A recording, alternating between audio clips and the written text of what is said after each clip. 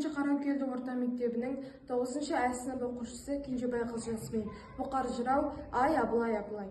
Ай, Абылай, Абылай, жеңбеген жауың қалмадау, алмаған жерің аз қалдау. Беткасы әсте қоймадың, алсаң дағы тоймадың. Атаңды білмейіз қол едің, ата тегіңді сұраса, арқар ұранды шат едің. Қай жеріңде төредің. Жолдызың туып оңынан, жан бітіп елдің соңынан, он саналаш баласын жусатып қойдай өргіздің, жұмыстап жүрсің қолыңнан.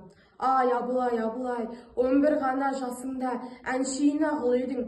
15 жасқа келгенде Әбілмамбет төренің арқада жүріп қаңғырып, түйесін баққан қыл едің. Абылай, атың жоқ еді-ау, сабалақ атпен жүредің. Оны да көрген жерім бар, Жаныс Қарабайдың қолында түнде туған ұл едің. 25-ке келгенде бақыт келді басыңа, тақыт қонды астыңа. 30-ға әбден келгенде кең дүниеге кеңелдің. 35-ке келгенде қара судың бетінде соқтығы баққан сен едің. 40 жасқа келгенде алтын тонға кеңелдің. 45-ке келгенде жақсы жаман демедің. 50 жасқа келгенде 300-дің бар баласын бастап өзің келдіңде, барлығының бастарын бір кезеңге тіредің.